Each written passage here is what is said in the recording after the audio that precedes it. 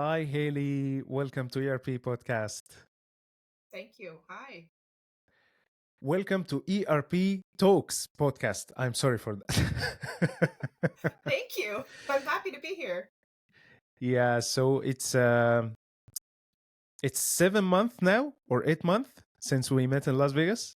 Yes. Yeah, Time has just flown by. yeah. It was like yesterday for me.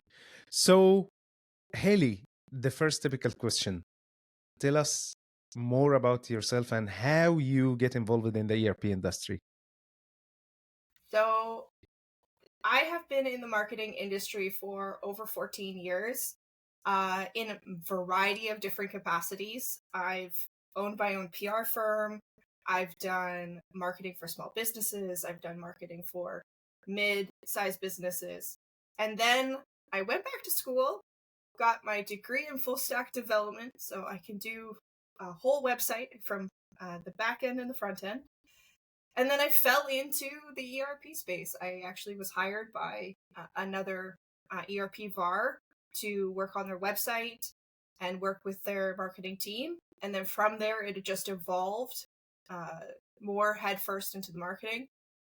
There are people in this world that, eat, breathe, love the thing that they're really good at doing. And marketing has just always been that thing for me. And from there, my career evolved and I came to Evron. So I've been in the ERP space for over 6 years, but more specifically in marketing for over 14. Okay, and do you love it? I do. I do. You can't see them very well, but above, on the other side, there are some old advertisements.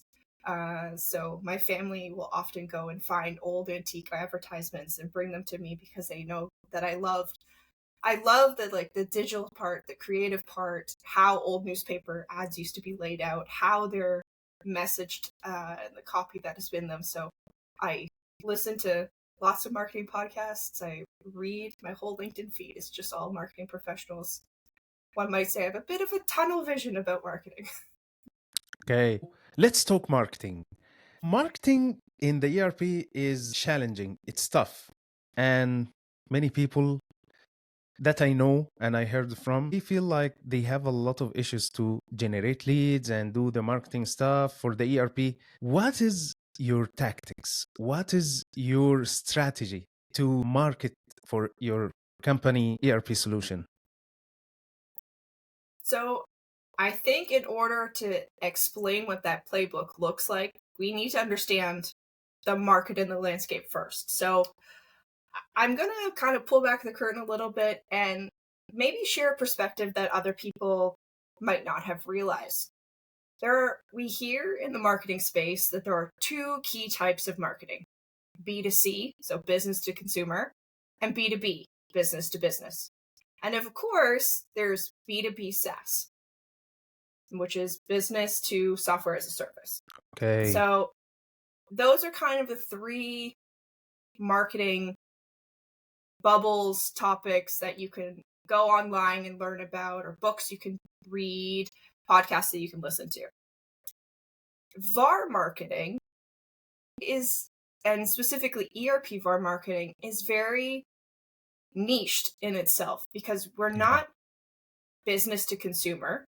We are business to business, but we're not selling a product that is ours.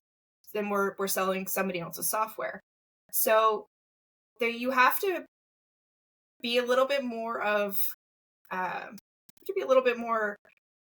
creative in how you choose to do your marketing, because there isn't necessarily just one path that you can follow that will always be correct.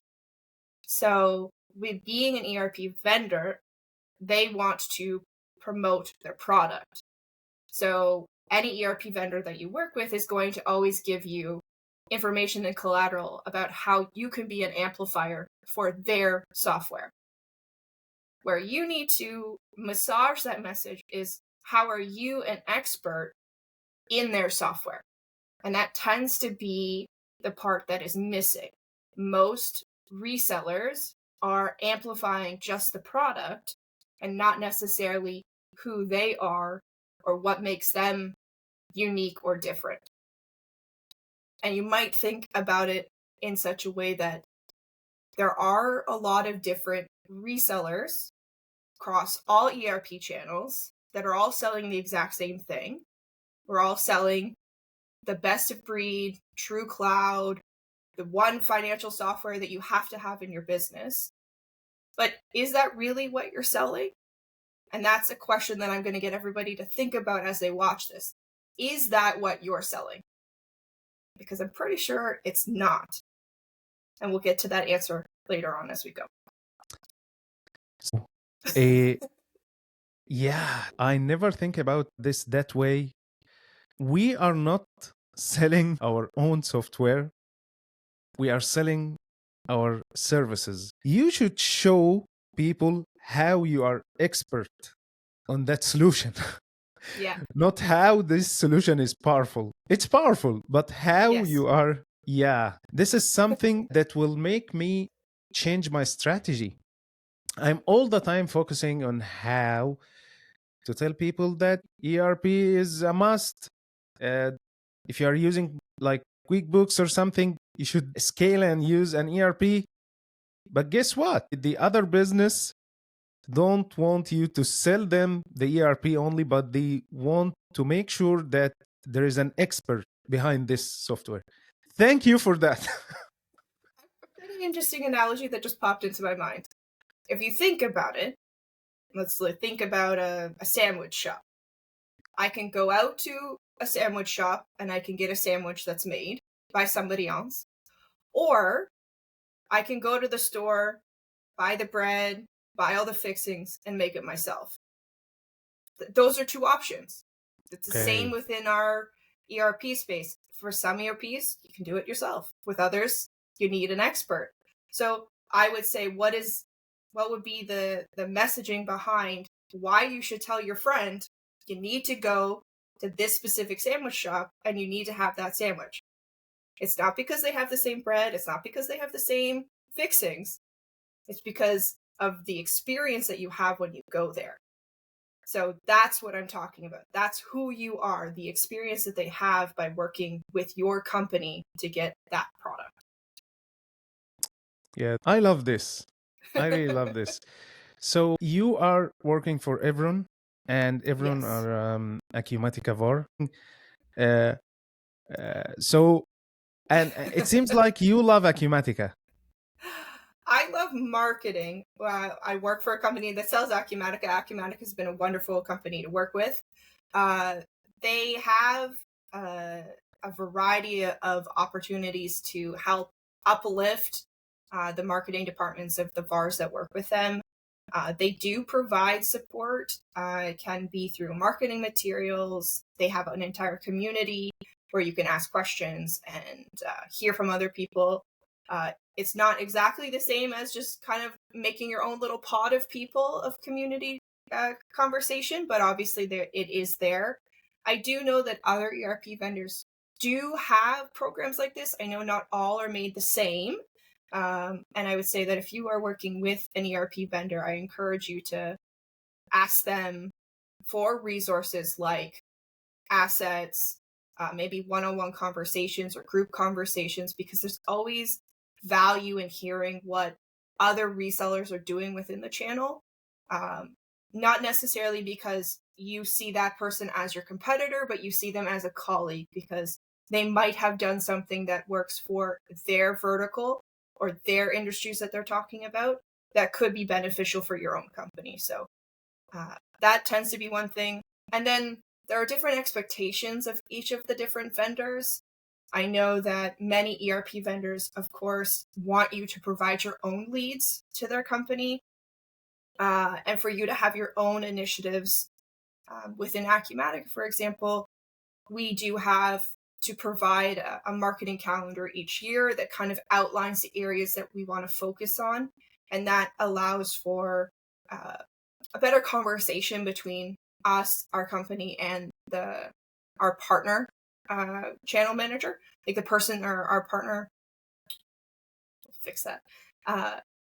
For us to have a better understanding of what we're doing within our marketing with our partner at Acumatica. So it'll outline our objectives. It will outline different focus areas that we're going in. So that tends to be what it is with us and Acumatic. Okay. You mentioned the B2B and the B2C, and the new thing for me, the B2B SaaS. SaaS. Yeah. You are selling software as a service. Now, let's move to the most important thing. So, I will make sure that I market my company as we are experts. We know the ins and outs of this software. We are professionals. That's fine. But how to generate leads and start closing deals in the ERP industry? So there's two answers to that. Right off the top, I'll be very clear. Marketing isn't responsible for closing those leads. Okay. I think that's a bit of a misconception. Yeah. Marketing is here to amplify, create brand awareness. So that's for your company, create awareness about what you sell, what you do, who you are, how you do it, and a connection with your clients and customers. It's a way to get the gears going for that lead generation, whether it's inbound or outbound lead generation. And in most cases, marketing can also hold the capacity from a strategic standpoint to work with sales. So I always think it's important to have a clear understanding about who is your ideal customer, company profile. What does that company look like? A lot of these different vendors will provide you with personas. Like, what does that CEO at this specific company look like? And I'm saying go back up a level. Don't go necessarily to that individual first. You need to know what type of company you want to work with. And you can work with a marketing person in-house. You can do this by reviewing the types of companies that you've had success with existing, like your current customer base. But you want to identify that, because from there you can understand what those customers need. You can understand what is their buying journey. Like, how did they come to you? Was it a referral? Did you get it as somebody filled out a form on your website? Did it come from the vendor, for example? Because some vendors do provide leads. Did it come from another source whatsoever, like another source? But once you understand what that person's looking for and understand how they're going to flow through your sales channel, it can kind of shine a light on areas where you might need more information, you might need more content. So that could be content that you're getting from the vendor themselves, because there's no point in us recreating their product marketing because they know their product ins and outs. Of course, we know the product as well, but they've already done that work for you, so you shouldn't have to recreate the wheel there. What you can do is create more of what is called the middle of the funnel or bottom of the funnel marketing assets to fill in those gaps in that journey. But it all starts from identifying what type of company or companies that you want to work with. I think in the past, a lot of the time, ERP implementers would kind of have the, throw spaghetti on the wall, see what sticks, and then go from there. I think at this point, it's more advantageous to be an expert in something than an expert in a lot of things, or technically an expert in nothing. So the good old, like, jack of all trades, master of none. Be strategic, because when companies are looking for an ERP vendor, you have to kind of get into the mindset, or for yourself, like, how do you look for software? So usually this is a great little tip that I have, is if I'm stuck on how to come up with a campaign idea or come up with a piece of content, I kind of go back to think about how I evaluate software. How am I choosing the next thing that I need for our company? Or how does our CEO look at bringing on a new piece of software or tech into our tech stack?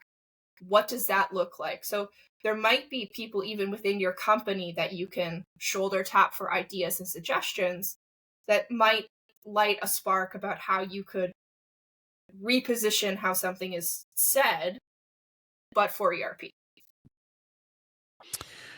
Okay, so I want to make sure that I understand this in the correct way.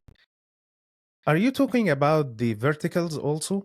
Like, because what I'm doing, so, or what everyone is doing, Mm-hmm. I need to close a deal. If it comes from the construction industry, that's fine. If it comes from the wholesale, that's fine.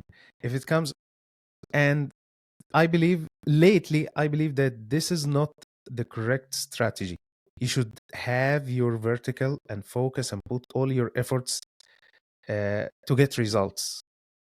So, Yes, at the end of the day, the more strategic you are with what types of companies you're working with, the more specific you can be with your messaging.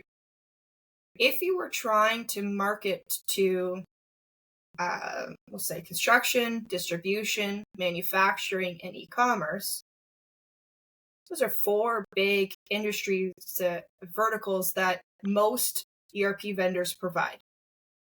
But the language that you need to use for each of those is going to be different. okay. Yes, there is overlap. Yes, all of them need AR. All of them, they need AP. They need to create an invoice. But how they do that and where they do that within the system might be slightly different. And understanding the nuances behind each of those can sometimes trip you up.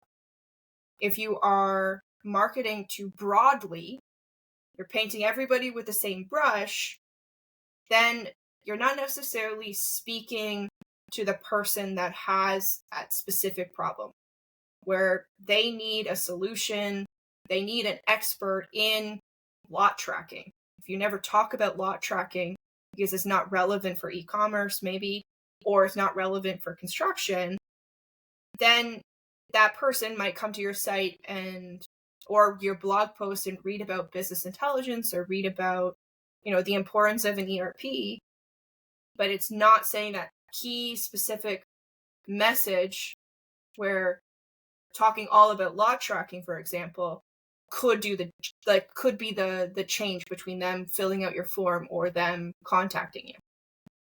So if you're too broad, you're missing a lot of people. Yeah. And then obviously if you're hyper specific, whereas I only work with HVAC companies who have a duct cleaning service, only those specific companies, then you are also partially shoehorning yourself in the same vein. So you need to be a little bit more vertical, micro-vertical specific than completely broad right across the spectrum. Awesome. 100% agree with you on that. And it makes sense when you speak their language and also build an experience, because as you mentioned, if you are working with the HVAC, so the first project, you will get some experience. The second one, you will get more. The third, the fourth, Exactly. then you will be a real expert on the ERP for this micro vertical. So perfect. So, okay, we identified the persona. Now, how we generate leads. So that's the golden question. There are 2 ways or 2 avenues about how the leads can be generated, we'll say. It could be inbound or outbound. So whether the person is coming to you, so inbound marketing focuses on attracting people to your website, to your company, to your booth, wherever you are, you want to attract them. And in most cases, that is done by a form fill, especially in the digital age where people are not necessarily walking into a brick and mortar store. Yeah. And it's about pulling them in with valuable information that they're looking for. So that kind of goes out into search intent and what is the intention of the person. And that kind of also bubbles back into their customer journey. Where are they in that flow? The search intent like Bambora and Yeah, it's expensive also. it is, but if you understand what the search intent is, so if somebody, I'll go into it a little bit. If someone's search intent is transactional, they're looking to buy something, then they're going to be going to specific pages within your website. They want to know the price of a software. They want to know what your process looks like, because they're at the point where they're ready to say, yes, I want to buy it. That would be relevant for an ERP software vendor to have like how the pricing tiers work, or how the user licenses are broken down. Whereas if somebody is looking for educational content or informational content, that's where your top, middle, and bottom of the funnel content can come in. So is the person looking for what is ERP, or how do I effectively do lot tracking, or what is the best ERP for HVAC? So it could be any of those, but depending on why the person's looking for them, you can glean out what should be in that article instead. Does that make sense? Yeah. So, and yes, there are fancy tools like Bambora or Zoom Info, or I think there's one called Lead Strategies. I know Acumatica, for example, does subscribe to those solutions, those tools, and they can be expensive, but with some reverse engineering, you can also create content in those buckets. So the inbound, as you mentioned, is how to attract people to your website, for example. Mm-hmm. So the competition is not easy. When someone will type on the Google search, like best ERP for HVAC, for example, a lot of pages will appear. And also there are people who are paying for ads. So how can I appear? How can they find me? Not only in the website, but how can the inbound happen? How can I attract them? So focusing on that intent, what is the person looking for? If someone is looking for what is the best HVAC ERP, they're not necessarily going to find your company if you aren't in the HVAC space. Okay. So right there, you don't have to worry about that person. But if you are in the HVAC space, then if you have written content, blog articles, white papers, or ebooks that are talking about all the different scenarios within the HVAC space, whatever the problem is, that there's probably a follow-up question that person is going to have and be searching for. And you have to remember, a lot of people now are using AI. So when they type into Copilot, for example, on Edge, or maybe even ChatGPT, what is the best ERP for industry?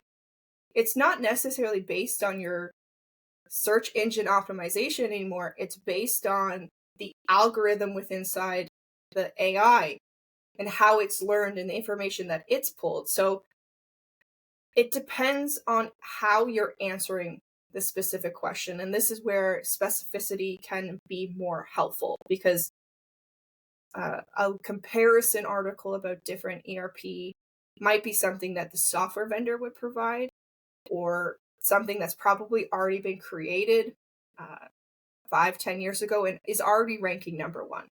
So if you're trying to compete with creating I would say, more top of funnel content, the what is, the how-tos, in a broad sense, it's going to be really hard to rank higher.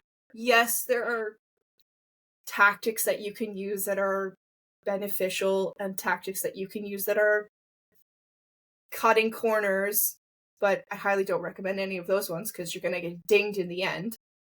But if you are writing detailed content that's relevant to the common pain point, the benefits, the technical considerations, if you're leveraging your subject matter experts from within your company or within the vertical as a whole, it doesn't necessarily have to be just somebody from your company. Maybe you work really well with another VAR and you want to have more of a thought leadership piece.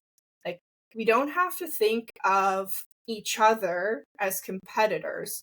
We have to think of our competitors are actually, and this is my opinion, and I've heard this said before, so I'm parroting somebody else, and I agreed with them, was that your competitors are actually the ERP implementers of other software, not Okay. of the ones that you're selling. Because in most cases, you're going to actually end up working with one of your fellow resellers at some point because they might have a customer or they might get a referral that's not a target area that they work in, but because they have a positive relationship with you, they might pass you that lead. So always have good relationships with your fellow Yeah. resellers. Okay, perfect. So circling back to the inbound and outbound, Mhm. you can take it from here. What is the outbound? The outbound does include some sales, but that would be cold calling is definitely outbound. Mm, Outbound is where you are proactively reaching out to potential customers, and you're using very direct and hopefully straightforward messaging. So cold calling falls under that. Trade shows and events actually can also fall under that because they didn't necessarily come to see you. Trade show can be both inbound and outbound, but I did categorize it under outbound in most cases because you're finding net new people who might not know you. And then the last and really big one I've put under outbound is advertising. So whether that's mm. LinkedIn advertising, Facebook advertising, Google paid advertising, it can even be print advertising. Or in the case of Acumatica, I know that they have been doing a lot of radio ads. My father tells me all the time, "Oh, Hayley, I hear the ads for Acumatica." It can also be sponsorships, whereas Acumatica, for example, has sponsored female golfers. I was watching golf the other day and I saw the lady walk by and she had the Acumatica logo and I was like, oh, there they are. So it's ways that you are putting yourself in front of other people who didn't necessarily know about who you were in the first place. Outbound marketing tends to have, in my opinion, a lower return on investment because you have to spend so much money to put your name out there. But depending on the type of lead that you get back, it can be rewarding because depending on how large your advertising budget is, if you're using Google pay-per-click ads, even if you were to get 1 or 2 ERP implementations, it may have paid off like a fraction or all of your ERP budget or like Google paid budget, depending on what you're putting into it. But those, I would say, are the 2 ways that people can find you. There are other ones such as like referrals and referral networks. Those different things can also put you in front of people, but they tend to have an upfront cost. So you're paying for something to receive their information. Cool. So Google and LinkedIn advertisement. Um, do you think is there like which one is better in your opinion? They're very different. So LinkedIn advertising tends to be very expensive. Depending on what your advertising budget is, it might not be beneficial, especially if you've never done advertising before or you're trying to, do it yourself. You could spend a lot of money and receive nothing in return. Granted, you can also have that same experience with Google. And it's just a matter of understanding the platform. There are a lot of people actually out there that talk on LinkedIn about how to effectively do LinkedIn ads. I've seen some different YouTube videos about it. I've heard podcasts on it. So there is a lot of information out there. I am not an expert in those. Okay. But I would say if you are going to put out an ad, make sure that it is relevant for the platform that you're putting it on. If your target audience, because we've identified who is that company and then who is that persona, if the majority of your businesses are using LinkedIn, then don't advertise on Facebook.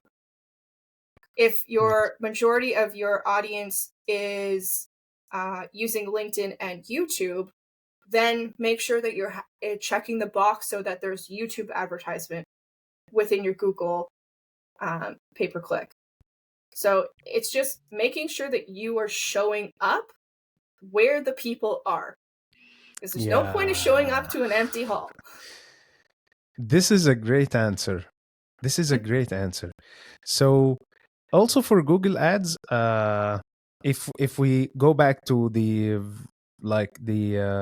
vertical thing or the micro ideal vertical company. thing, yeah. So it will make it easier for you because now you will advertise for, let's say, the HVAC example again. So you will bid on keywords that are not broad. Yes. And now you will save a lot of money. So you'll be more tailored in your approach. I can't say you're going to save money, but you won't be paying a large portion of your budget for one click, for example. I'd also say that if you are working to promote, obviously, a software, do your best to talk to the software vendor to make sure that you're not competing with them. Some of them will tell you in generalities of what words they're targeting, but anything that obviously has their brand name in it, so whether it's a SAP, Acumatica, Sage, know that they are going to be using their brand name in their advertising. yeah. So they tend to say for you to be more tailored in your approach. So using localization, things like that. Yeah, we tried Google Ads for sure and had this conversation with Acumatica, and they told us, guys, don't use those keywords, never use them. We are bidding, we are putting a lot of money on them. You can't compete us on that. Yeah. And we didn't do that for sure. But also when you type something like best ERP for wholesalers, you will find that Acumatica and Odoo and Google and SAP, everyone is bidding. You can compete those guys. But when you type something like best ERP solution for wholesaler in Michigan, it's not easy, and it needs a lot of practice, a lot of trial and error. If we can put like a time frame for the advertisement, do you think we should do that like every month, or it depends? What do you think? It depends, honestly. If you are trying to grow your SEO presence, then doing Google paid ads at the same time, they work well together. If you are trying to get more names in your bucket, generate more incoming leads that are not necessarily qualified yet, but net new names to you, doing a targeted ad on LinkedIn where it's related to something can be helpful. If you're doing like a webinar or an event, getting more eyeballs on things. So have intention behind why you're doing that advertisement in the first place. I say that there's always benefit to having ads all the time for brand awareness. So obviously you want to have one about your company as a whole, not necessarily because I'm going to go and type in, Evron and try and look for it. But it is possible that when my customers are talking to their friends or their colleagues about something they're experiencing and they mention our name, then when that person goes and searches, then there's a lot more opportunity for our name to show up for them, other than just by searching our name. But like it will follow them when they go to YouTube later and they're watching. Maybe it's going to be an ad about Evron on YouTube, or it will, because the wonders of the internet now, anything you type in, anything you search, looking for shoes, that ad's going to follow you across every platform you go to. It's the same with Google ads. You can do the same thing with people. Yeah, this is a smart strategy. You mentioned the trade shows. It's a big investment. What do you think? It's working or It really depends, and I'm so sorry, that seems to be my answer for every question. I want to be clear. There's no one specific playbook that's going to work for every company. Okay. All of these ideas and tactics and strategies and suggestions have been relevant for a very long time for a variety of different businesses, but you always have to be clear about what you're intending to get out of them. When we go in and attend trade shows and networking events, we have the intention of companies seeing who we are, brand awareness, an opportunity for us to listen, because if I'm listening to what the people at the show are talking about, then I can make sure that the messaging, the language that I'm putting out in our content is still relevant and factual, because I'm actually hearing from people directly. And obviously it is there to grab new names. But even if you're grabbing new names, you have to then segment it out even further, because did the person just drop their business card in a box because you're doing a giveaway? Or did they talk to one of the people in your booth and they actually expressed a genuine interest? So it can artificially inflate, oh, I collected 500 leads from a show. But if you boil it down, it was, 10 marketing qualified leads, 5 sales qualified leads, and I got 1 opportunity, or I got no opportunities. So it's that sort of understanding. So if you're going into an industry specific event with a broad message, it's also not going to be as effective as if you go into an industry specific event with an industry specific message. And I can speak from, we've done a landscaping show and a manufacturing show, and both of those shows were beneficial for us because, again, I went in with the intention of listening about the messaging, what they were talking about. And actually at the manufacturing show, I picked up one of the magazines, because there's always vendors who are putting out like industry insights. I picked up one of the magazines, I was flipping through it, and there was a whole article in this magazine about something I had never even thought about.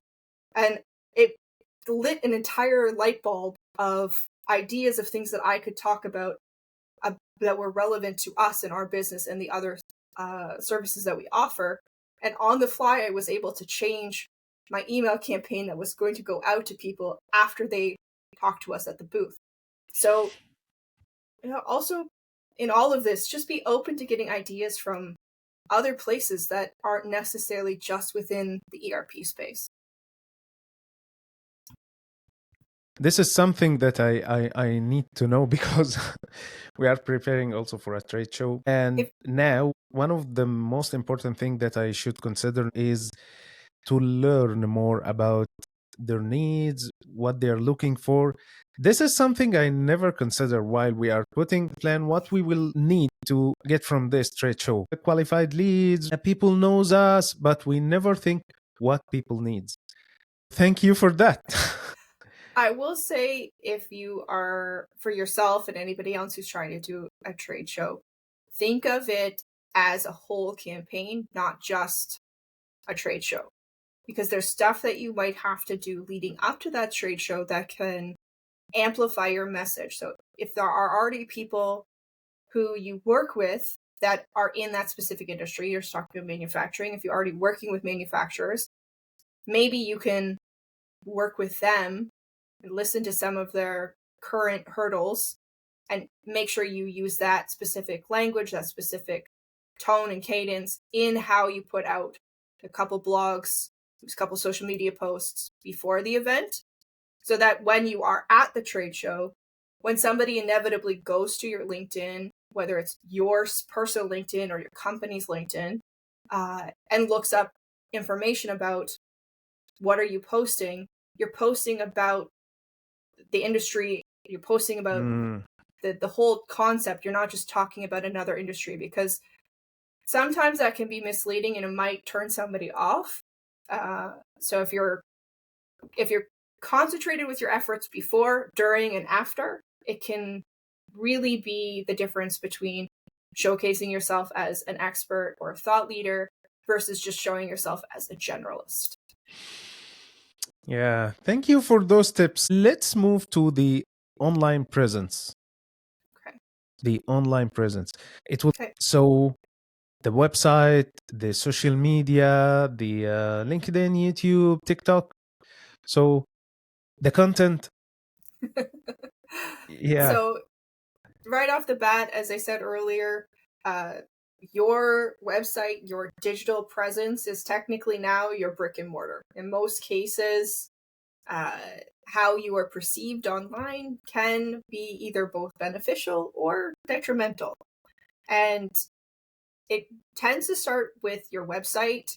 That's the first place that people might learn about you, figure out who you are. So you need to obviously have all of the normal key pages: who you are, what you do, why you do it, what you do. So there's it industry specific, is it solution specific? And then I highly recommend everybody to have a blog. Talked about it earlier, the importance of having content put on that blog. And one tip that I've seen come and go in importance is, in sometimes on a blog, you'll see that the author of the blog is the company, or the author of the blog is an individual. Google has changed over the years, which is important. And it's something that you can determine for yourself at your own company. But would you prefer to read a blog that's just produced by a company, a faceless individual? Or would you rather read a blog that was written by Hayley or written by Khaled, and then there might be a follow-up where you meet Hayley or Khaled at an event, or you read a newsletter that's sent by them? So how you author your content can also show who you are. And then that, yes. But again, that will depend on the intention of the company and the message, like how personable your company is. I can say, for example, our website, it just says Evron right now, but it could evolve when we do the next site. So having more dedicated experts and profiles of them going forward. We've kind of talked about SEO as a whole earlier on, but I'd say best practices are to definitely have an SEO strategy for the page. A lot of people get tripped up with what is called keyword cannibalization. So that's where you talk about, ERP on one page, and then you talk about the exact same thing slightly in a different way because you're trying to make another piece of content, but really the keyword for that page is exactly the same. And then those two pages fight each other technically in Google's eyes, like which one is more relevant, and then one will be seen as the key piece and the other piece will get pushed down, even if that newer piece is more relevant than the older piece. So just make sure that you're... So let's move a step back about the SEO. So what is the SEO? What is the SEO? Because I just know about the SEO this year. So Okay. for me, um, if it's a search engine optimization. What is that, and why it is important? So search engine optimization is extremely important because it's how Google and Bing find your website. Now, in most cases, everybody only talks about Google Analytics, Google this, Google that. But do put Bing on your radar. People who use Microsoft Edge search through Bing, so they have their own analytics there as well. But basically, it's the old phone book. How do you get your name into that phone book? How does Google know who you are? That is what search engine optimization is. So your website as a whole has information, basically a short snippet of information that talks about what your company does. That could be in your meta title, that could be your meta description, it could be your meta tags. Those are specific things that would be related to your website as a whole. And then each page or post on your website also has the ability to have that exact same information. Meta tags, title, and description. And that's where you are setting a keyword for that page. So if it is a product page about an ERP, then the keyword would naturally be the product name.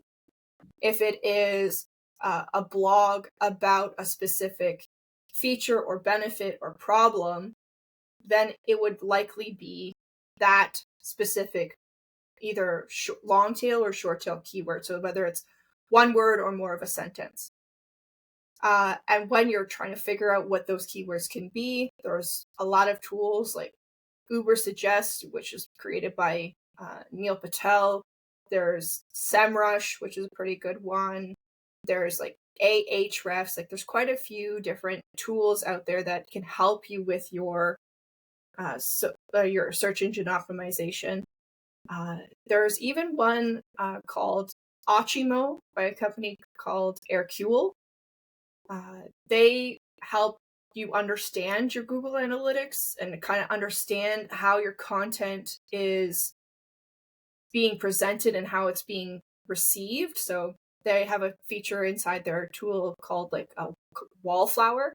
So it's a piece of content that could be really great, but for whatever reason isn't necessarily getting a lot of information or traction. So there are tools out there that can tell you how that really great piece of content that you think is great is actually performing on the search. Okay. Yeah. So while we are trying to work on this SEO thing, we found that there is companies that are doing that. So you just hire them and they will do the SEO for you.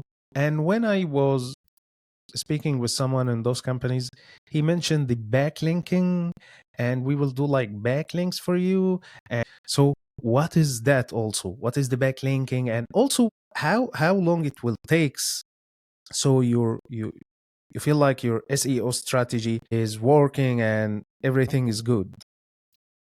So working with an SEO agency or an SEO company, their primary objective is to get you easy wins or quick wins, and for you to not have to do it yourself.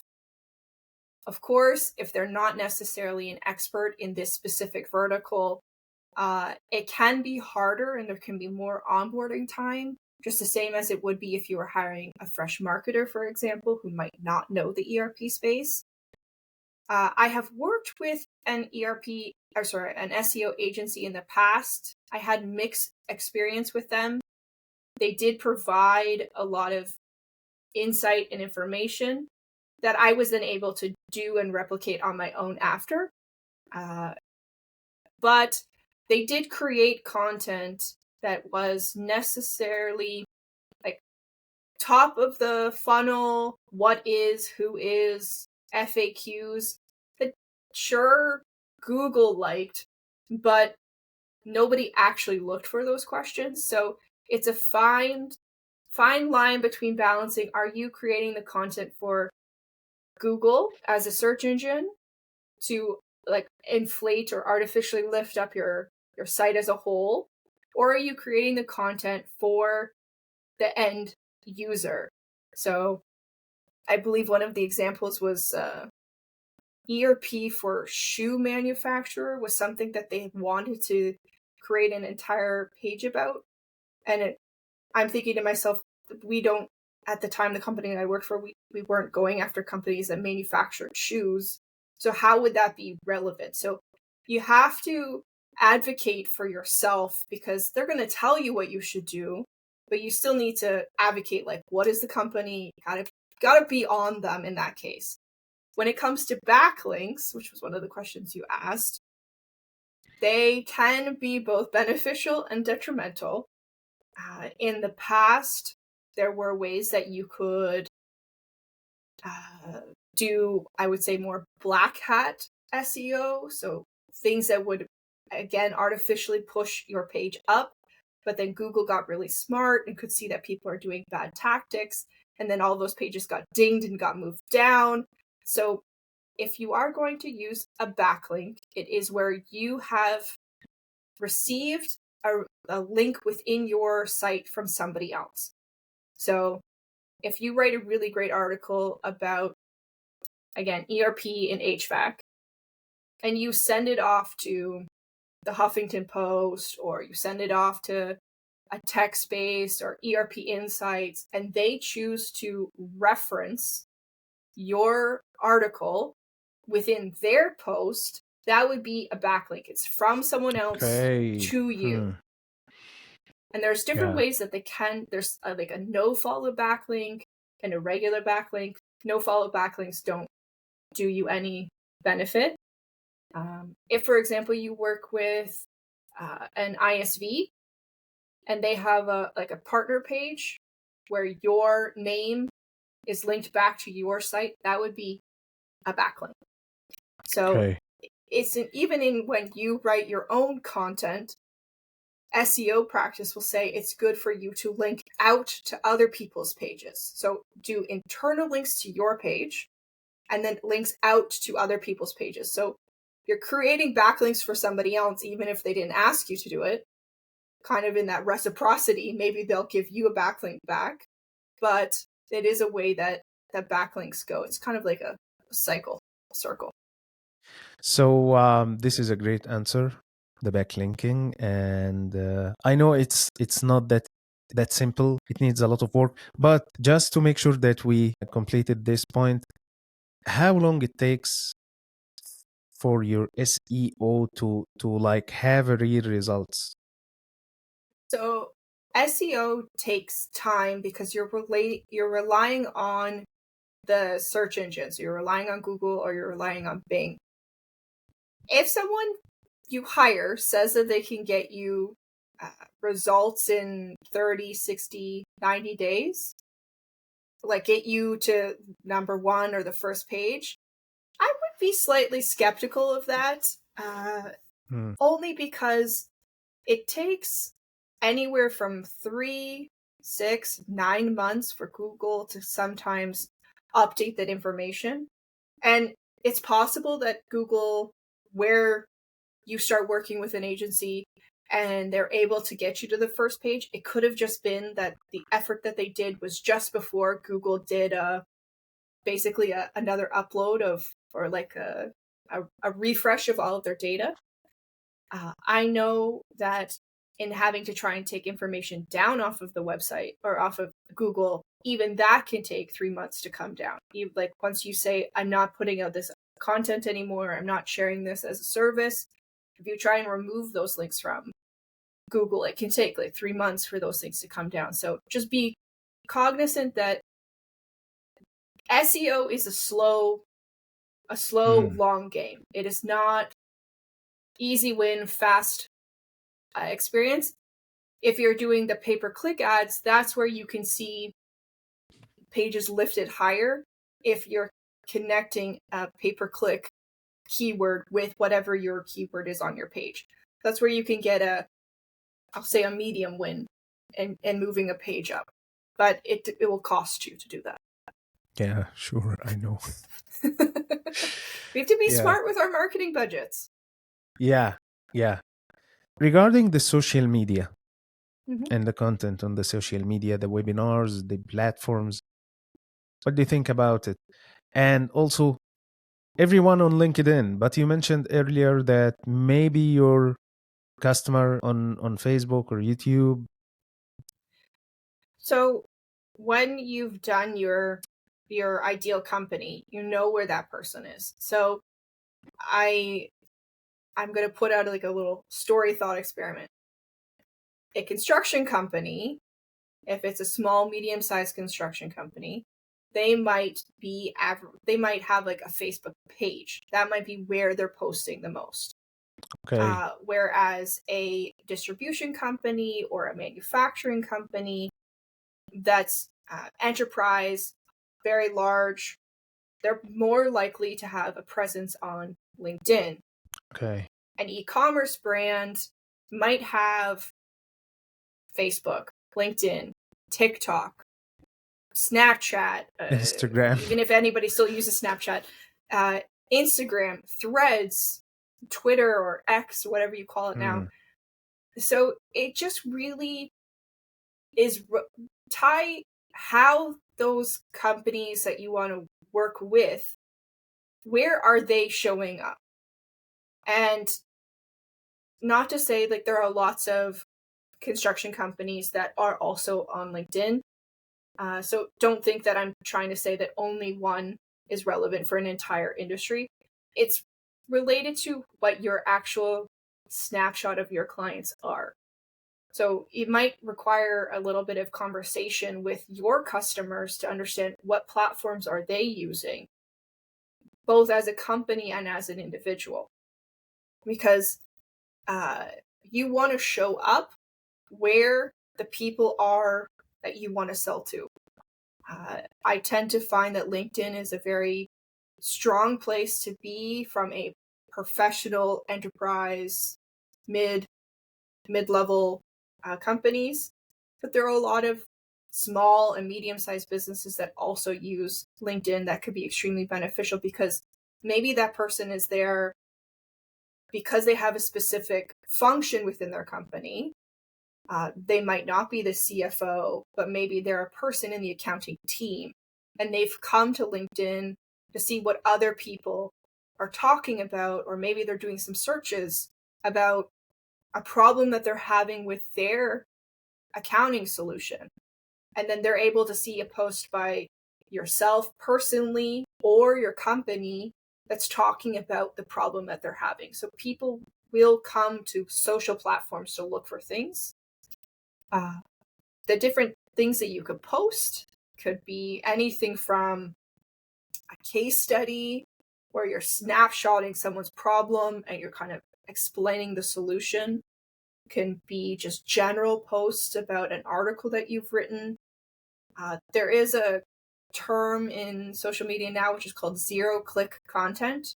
So most platforms want you to keep the person reading your post on their platform. What So is that not again? CEO? zero Yeah. click content. So they want, if you're posting on LinkedIn, they want you as the reader to stay on LinkedIn. Whereas before, everybody wanted you to click their link and go to their website. LinkedIn doesn't want you to go off of LinkedIn. They want you to stay on LinkedIn.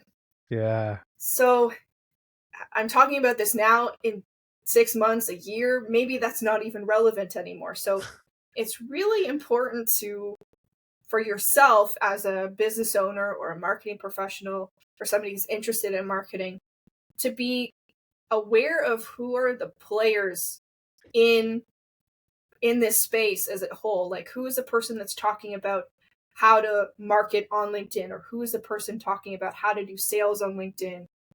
By listening to what they're talking about, they might flag when Google or LinkedIn or whoever makes a change to how they're presenting the information. So I think if you recall, Instagram had just posts, and then Instagram went to video, and then they went to stories, and then they had like threads, like or on Twitter there was like just Twitter posts, and then there was threads where it's like 6 or 7 tweets all together. And each time a platform changes or adds a new content, like a way to post out your information, it gets huge focus. I remember LinkedIn had videos, like they tried to do like a LinkedIn stories or YouTube shorts, like that idea of like that short form content. LinkedIn tried to do that. They don't do it anymore, but they did try to do it at one point. So be adaptable with how you're doing your posting, but try to stay relevant as best as you can. Perfect. Great answer. Again. One more thing on it about posting on social media. It's one thing to post content out, but if you're not receiving any engagement on that post, whether that's somebody giving you a reaction or writing a comment or even resharing your actual post, you need to be aware that your content isn't getting the reach that it might be able to get. So it's important to check your social posts every month to see what was resonating, because what's working right now might not work, like I said, down the road. And so being adaptable there and considering different ways to get your clients or your staff to interact with the content that you put out can be beneficial as well. So whether it's an interactive post, is it a poll? Are you doing a webinar within the platform? So there are all different ways that you can kind of increase engagement within whatever platform you're using. But I would say it's really important to master one, whatever is going to be the most important one, depending on whether you are a solo marketer or an owner who's wearing the marketing hat. There's no point in just yelling into the vacuum of space by posting on 7 different channels the same message, when you could be more tailored and focused and maybe put a really good long form post on LinkedIn, or maybe you're making a YouTube video or YouTube short. Like, make sure that you're putting the most effort into the platform that you want to receive the most benefit from, where your people are. So there's 2 questions here. You mentioned that the marketing is to have the right message to the right person, but what about the timing? So is there like a time that we should post those posts in each different platform? Is the time also matters? So I will answer your question with a question. Yeah. When do you go on LinkedIn? Oh, at the beginning of the day. And at the end of the day, when you're sitting in front of the TV, probably listening to something on the TV that you don't care about, and you're like, oh, I'll just check LinkedIn. No, I check my my Facebook, my Instagram. There we go. So again, this goes back to talking to your customers and talking to your audience. You can type into Google, when's the best time to post on LinkedIn, and there's going to be a million different pages to say when is the best time. The best time is now, when you do it. And that's really not a great answer, because LinkedIn, for example, if you go to your LinkedIn feed, the majority of posts in your LinkedIn feed are going to show up as top posts. On your LinkedIn, there's like a category, like a little drop down that you can say is most recent. So that's where you're seeing the chronological information. But natively, LinkedIn is showing you the most popular or the top posts. So what is the ones that have the most engagement? So if you're ever seeing the same thing over and over again, just try changing that, and you might see the more relevant stuff that was recently posted. The other thing is you will see posts from people, not necessarily always from company pages. So having a strategy around how you post is also really important. Are you a CEO? Are you going to make a post? Do you work with a marketing person to help formulate what that post is? Because if I asked you, Khaled, I want you to make a post 3 times a week, but gave you no input about what you should post, you're probably going to go, oh, I don't know what to do. Yeah. Like, realistically, whereas if we were given some direction or some suggestion, or maybe you work with your marketing person, you can come up with some ideas. So I think it's important. Social media is meant to be conversational. So make it conversational. Make whatever you're posting something that somebody would want to engage with. But I will say, don't write at the bottom, what do you think about this at the bottom? Because nobody ever answers those questions. And I know that from personal experience. I've tried to put engaging sentences at the bottom and never ever works. So if you want to, if that's your tone, then do it. But I don't think it makes a difference whether you write that or not, in my opinion. So the timing, you said that each platform is different and it's based on the it's the audience, the user. Yeah, and also about how they will interact. You should like post something that people can interact with you, like talking about something that your community or those people who knows you can be interested in, and share their thoughts also. This is so beneficial also as well. I'm learning too much from you today, Hayley. Yeah. Well, hopefully Thank you for everybody else that. is learning a lot too. Yeah, I believe they will. So the webinars. I have a question here regarding the webinars. I can see a lot of webinars on LinkedIn, but all the time I was thinking, who will attend this webinar? So is there anyone will attend, or only the people in the company who will only attend this webinar? So whether anybody attends or doesn't, is the message that you're putting out still relevant? Like What the that topic mean? of the topic of your webinar, if the topic of your webinar, is it going to be relevant only because 500 people attend? Like, is your webinar because you're trying to have conversation in the chat, like, or even 20 people? If is your webinar content only related to the conversation that will happen throughout that webinar? Or is the content of your webinar relevant even if nobody shows up? Yeah. This is a new perspective. So I would hope that the content that you put out in your webinar would be relevant regardless of whether anybody's there. Of course, we always want people to be there, but we're also at the point where there is still webinar fatigue. There's meeting fatigue. I know I personally sign up for tons of webinars because I rely on the fact that they're going to send the recording.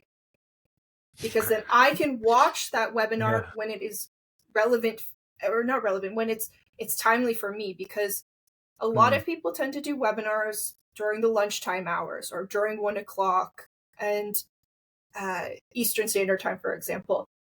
Well, I might have a standing meeting that is always at 1 o'clock on a Tuesday, and that's when this company does their webinar. So it's not, I then have to decide is it more important for me to go to my meeting, or is it more important for me to watch this webinar? Okay. And the decision is always going to be go to the meeting because you're expected to attend that meeting. Yeah. But the fact that I can get that information from the webinar and maybe watch it the next day at 6 p.m. when I don't have any distractions, when my family has gone out, maybe there's an ability I can listen to it in the car when I'm driving or listen to it on the train when I'm commuting.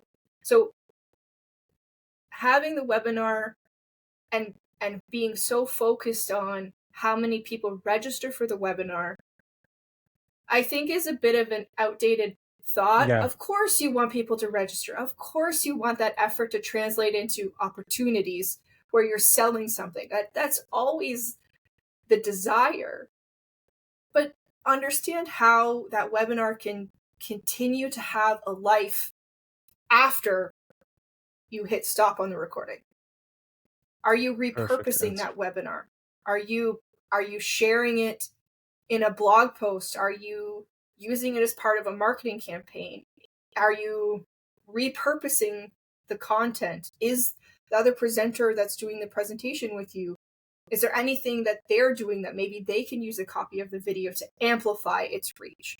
So we have, again, going back to where people are in their buying journey. It's possible that somebody just attended a webinar for information, but they're not even ready to buy. Yeah. But the fact that they signed up for the webinar, sometimes Then the next day they get a call from a salesperson who's then hounding them about, what's your budget, your authority, your need, your timeline? Are you going to buy your ERP now? What's your project?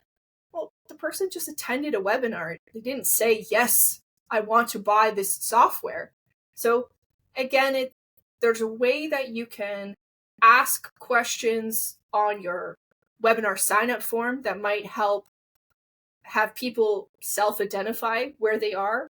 I know, for example, Acumatica on their webinars or product webinars, there's a question at the bottom that asks like ERP, I can't think of the language off the top of my head, but the intention is like, when are you interested in getting an ERP? Is this just informational research, 0 to 3 months, 3 to 6, 6+? So if somebody's just putting informational research, then I'm identifying them in one specific bucket that could go into its own sort of marketing campaign. But if somebody's in, 0 to 3 months, then those are what I would say is a marketing qualified lead, where you could find out a little bit more information and then pass it off to sales. But if they're 6 months plus, they're not necessarily looking to buy an ERP right now, or whatever it is. They're still in that technically information gathering. Great answer. I'm learning a lot today. Thank you so much, Hayley, for that. Let's move to the next chapter, which is the networking. So in the ERP industry, you should have partners. You should have your network that may refer you, and you may refer them. So what do you think about that, and how it affects the marketing efforts also? So it's important to be cognizant of the fact that you as a company are not in a vacuum. There are obviously other resellers who do the same thing with the same vendor or same multiple vendors. Maybe you sell a variety of ERP solutions. It's possible that those resellers also offer other services that you don't offer. Maybe they're in IT or security, that there's something that they could help your clients with. So if you're able to create a partnership that's mutually beneficial between yourself and another entity, it allows for that cyclical growth. If they pass you information or a lead, then you're working together. They pass you a lead back. It's the same if you work with ISVs, so that enhancements that you can normally work with the different vendors. Some ISVs tend to work with multiple software. So there might be an opportunity for you to work with them and do some marketing opportunities with them, where maybe information again gets passed back and forth. It's reciprocal. Attending networking events is extremely important, because that is going to increase your individual awareness and knowledge. You see yourself as an expert. So by attending conferences or trade shows or working with an association, there's opportunities for you to partner with them to get more information, have them be a referral source for you. So if you work with accountants, for example, or bookkeepers, well, they clearly have a client base. Maybe there's an event or a webinar that you could do for their client base that would be relevant, very tailored. So it's not something you're going to repurpose because it's very niche specific, but it could live within that association's resources. Or if it is a bookkeeper, maybe you're doing some sort of educational piece about how to use Acumatica for whatever. And then that would live on their space. So you're showing your expertise, you're being a thought leader, you're building awareness about who you are and what you do. So those are aspects there. But it could also just be building a community. Exactly what you're doing right now with this ERP podcast. Yeah. I imagine there's a lot of resellers and ERP implementers in the space that maybe didn't know each other beforehand, but because they listen to the podcast or they watch the video recording, they're going to see somebody and be like, oh, I heard you on the podcast. I think we should have a conversation. And then that network starts to bloom and grow through that community building.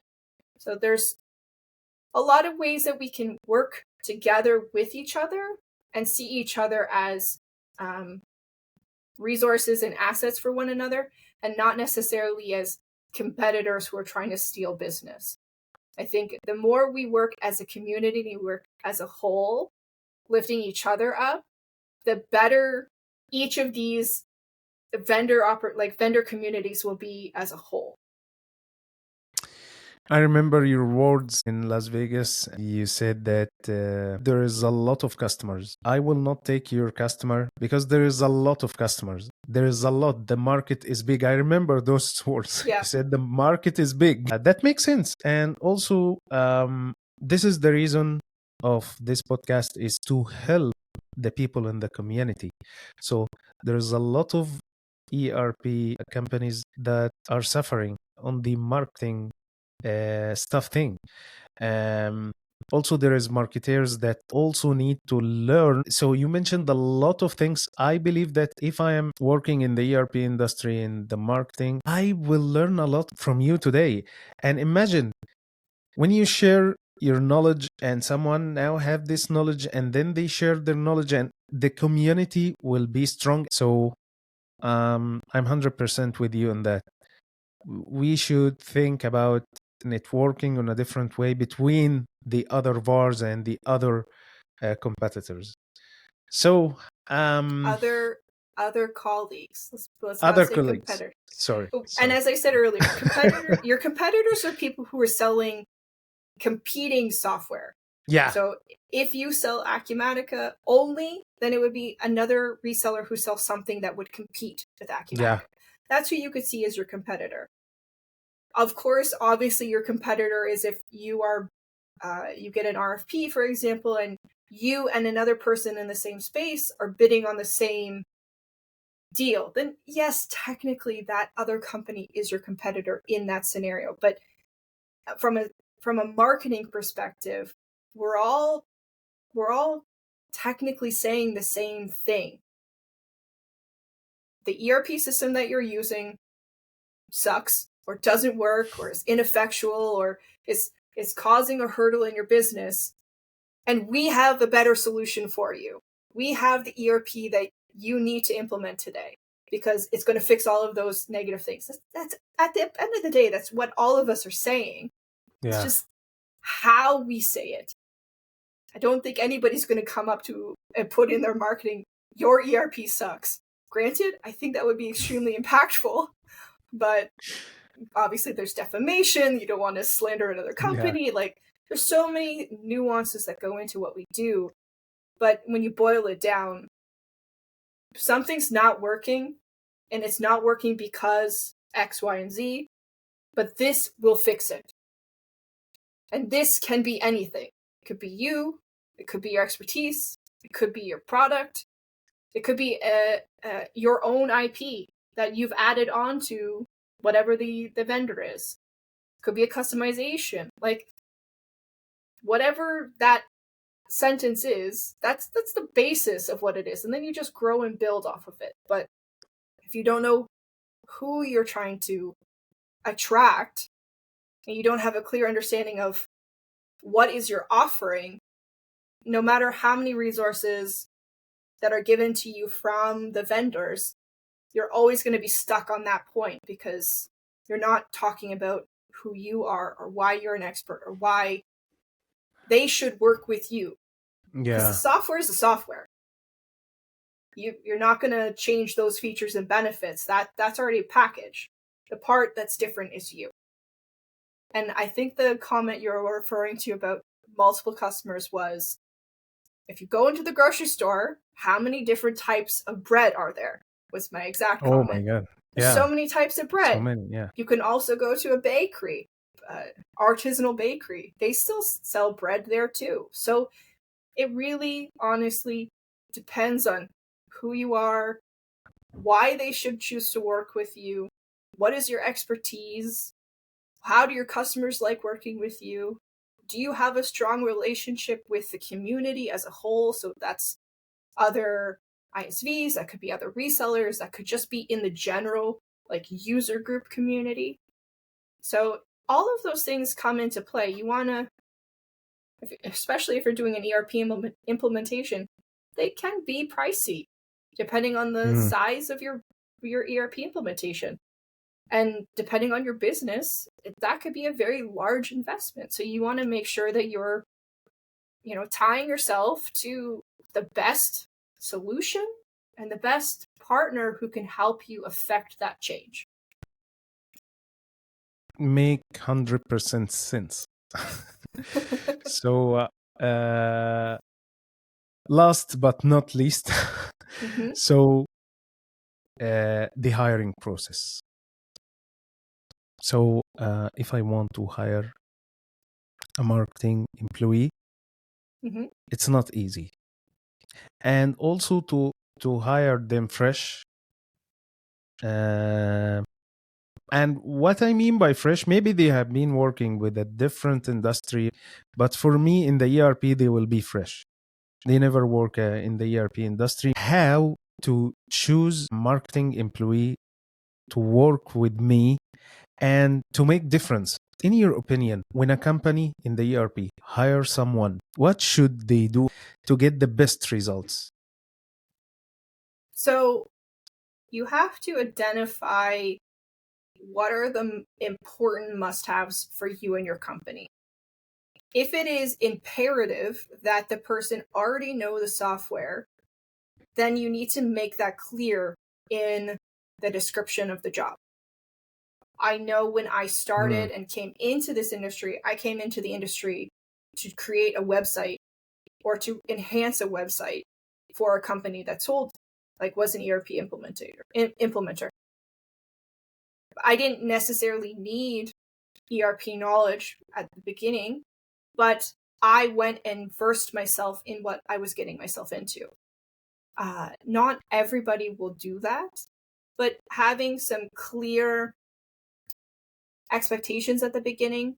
If you are hiring somebody fresh and new, do give them the laneway to be able to learn. Just the same as if you hire a consultant or a project manager, you're going to give them time to learn the platform if they didn't previously work on it. Maybe they worked for a different ERP system, but they didn't work for this one that you sell.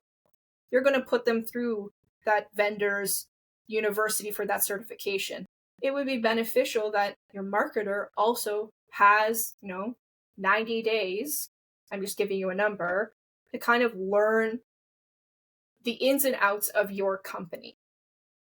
If for whatever reason you're coming into this, you're trying to hire somebody tomorrow, but you don't know who your ideal customer is, you're more of a generalist, you need quick wins, you're hitting the end of the quarter and you're missing your targets. Keep in mind that the majority of those issues are you as an owner's problem, not the marketer's problem. The marketer can help you with their expertise, if they have expertise in content marketing, if they have expertise in performance metrics or data analysis or market research. Those skills can help you create and analyze your current function of your business and the clients that you're working with. But the technical understanding, they might need to learn from you during that first 90 days. So you might have to do a bit of soul searching before you put out that job posting to make sure that you have the ducks in the row so that you're allowing that person that you're hiring to succeed. Because if we put a bunch of gates in front of them, they're only going to get through so many, or they're only going to jump over so many hurdles. So that I'll be very clear.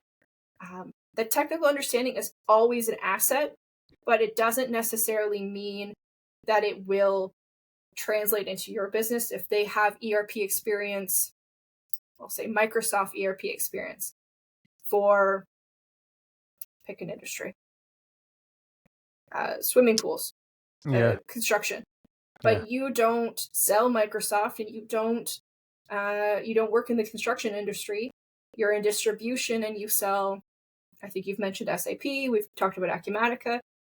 So that technical understanding is something that will have to be developed, but they do have some foundational understanding that you can still work with in the interim. You want somebody who's also personable, I would say. They don't have to be an extrovert. They don't. That's not a requirement, but they need to be able to be open to conversing with yourself, your members of your team, and your customers. So if they have an understanding about how, like a customer-centric focus, then they're able to help you identify maybe an opportunity for a success story, maybe a different way to position something with your sales team. So if they have some background in customer service, it can be really helpful. If they have experience in tech or SaaS, is really helpful because then you know that they have like a product marketing background, so they can at least digest the information that's coming from the ERP vendor, and maybe they can massage it in such a way that they can make it more digestible for your staff or your clients. So I would say technical understanding is a nice to have. Customer centric is a really, really nice to have. But the important things is that they have a foundational knowledge in content marketing, social media management, SEO, if that's a requirement, if you want that marketer to have that stuff, and that they have critical thinking to be able to do data analysis, understanding metrics, reporting, and then that market research. Now, there are different levels of people that you can hire for marketing. So a marketing coordinator might not necessarily do all of those things, whereas a marketing manager might, or a CMO, chief marketing officer. So you can also hire people who are just about content marketing or just about social media. So it really just depends on your needs and your budget. And sometimes you find the unicorn who can do it all. And sometimes you need, 2 or 3 people to be that marketing team. So it just really depends, unfortunately. Yeah. And So, yeah, continue. I'm sorry. and then I was just going to say, a really nice thing is to be open for professional development. So if you are hiring somebody who's just come out of school, they might be fresh. They might not know anything about accounting. They might not know anything about ERP. But if there's an opportunity for them to continuously learn within the position about the company and the product, but again, develop their skills. So as long as it's a place that, like, if your company breeds education and uplift and professional development, that marketer or employee will become a better and more well-rounded individual. Okay. So how can I evaluate the first 90 days? Okay. We will not talk about anything. It's a kind of onboarding, and the marketing employee is making sure to understand the ideal customer persona. What is our message? Okay. Those 90 days pass. Then how can I evaluate if this marketing employee is doing a good job or is not doing a good job? So it can be subjective to your specific company. So when you hired them for a specific project in mind. So in your job description, you might have said, I want to grow my business by 20%. And we currently have 100 LinkedIn followers and 10 YouTube subscribers, and we have mediocre traffic on our website. And we have 10 customers. So if you want 20% growth, what is 20% of all of those things? But just because you get 20% more LinkedIn followers doesn't mean you're going to get 20% more sales. Okay. So there's, I know within the Acumatica space, there is a whole forum about like industry percentages, like how many leads do you need to get how many marketing qualified leads, then sales qualified leads that turn into opportunities that turn into sales. So that's where I'm saying you as a business owner or a CEO need to understand what are your current metrics and what is obtainable, and making sure you're setting them up for success. So does your website receive traffic? Do you have budget for social media ads? So I think evaluating a marketer, in my opinion, isn't necessarily you brought in 100 new leads or you brought in 5 sales qualified leads. It's a little bit more nuanced because it's hard for a marketer to say unless there's really specific attribution, like for reporting, that John Smith, who filled out this form for this webinar, went through the sales process and closed at the end. Some companies might not have that level of granular reporting in place. Or John Smith clicked on a Google ad and then filled out a white paper and then attended a webinar.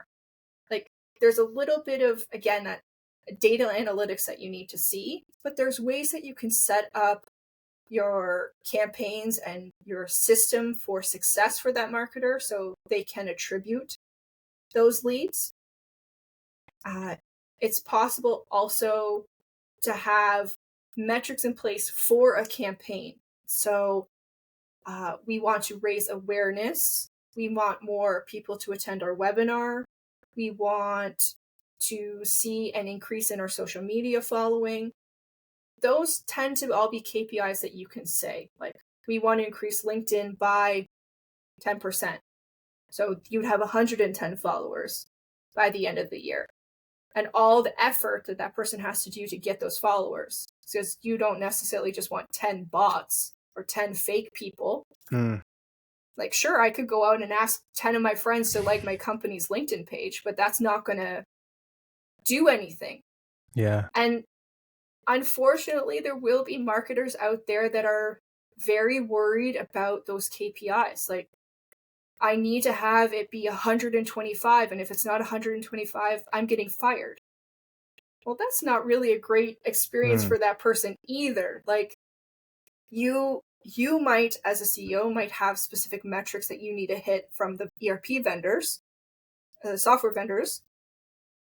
But if that pressure is pushing on you, then you're pushing that probably also onto your marketing, onto your sales, onto your cross-sell or upsell with customer service. Yeah. So everybody feels the heat, but it's not just one person's job. It's the whole team's job. So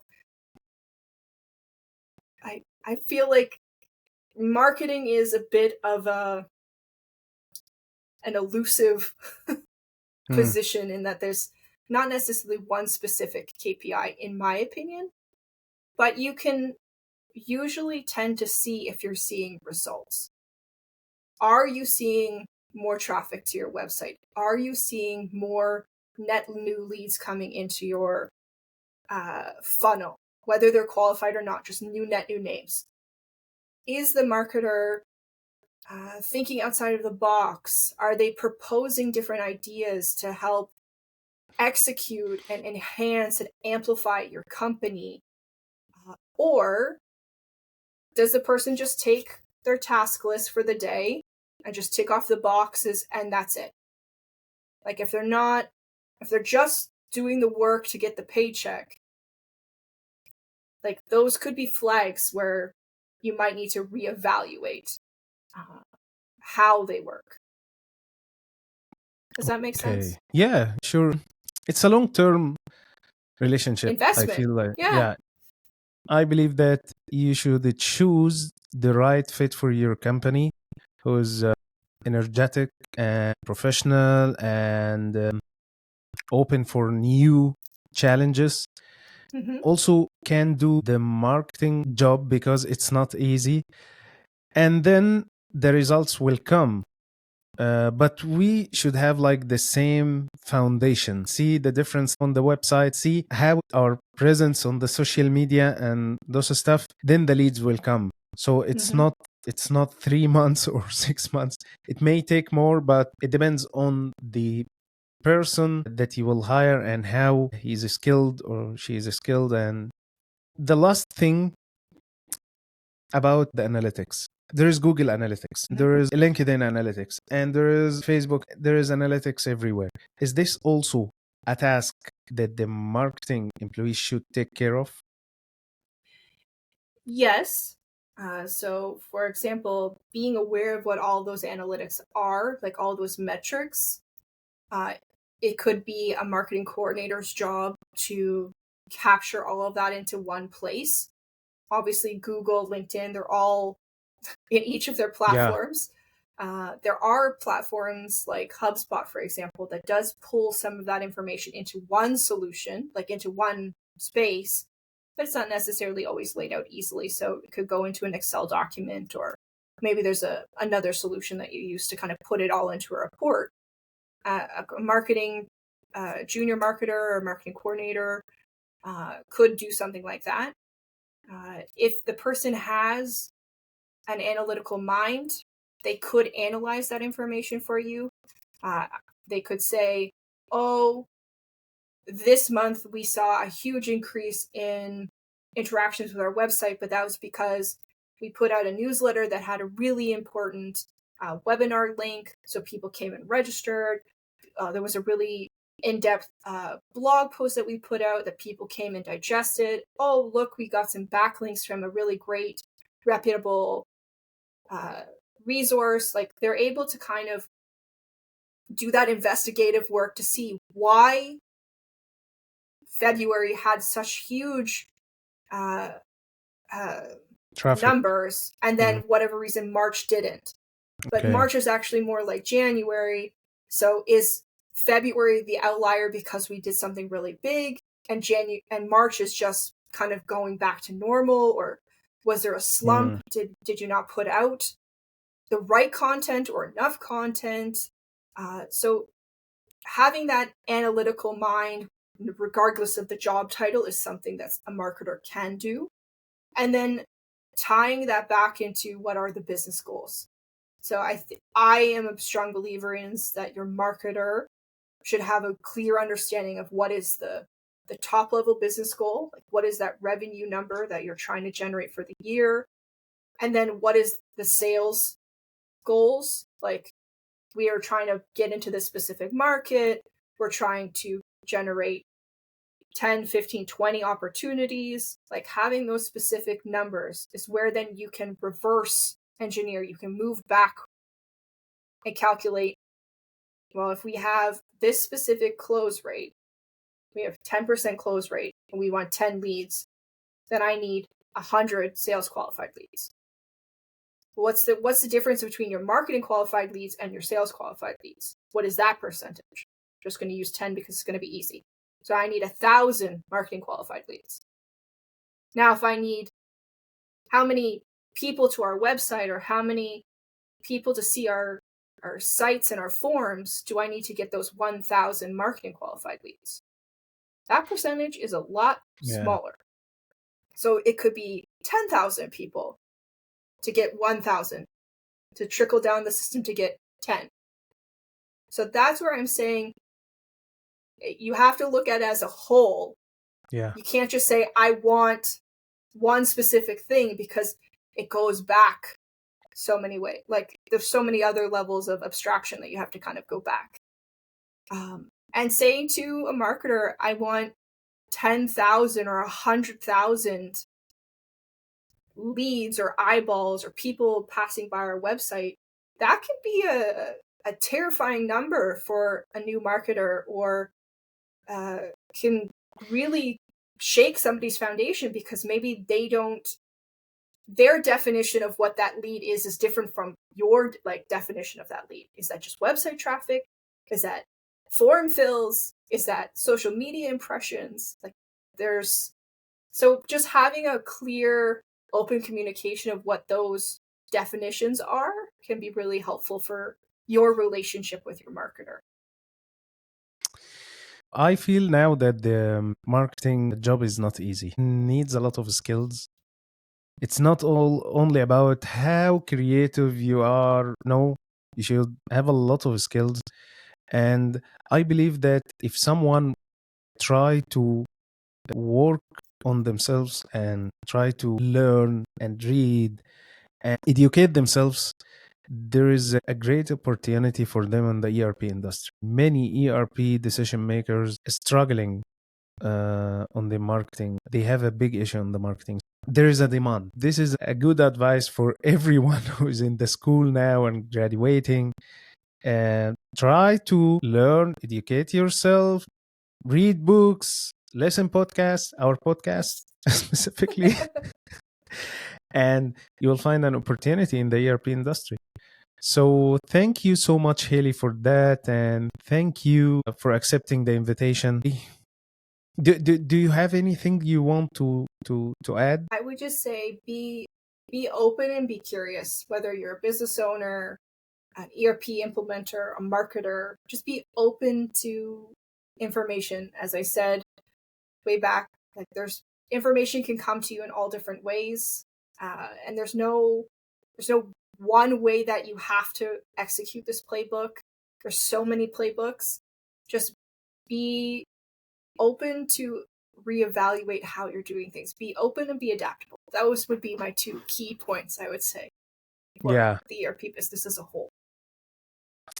Thank you so much, Hayley, for being with us today. I really enjoyed this episode.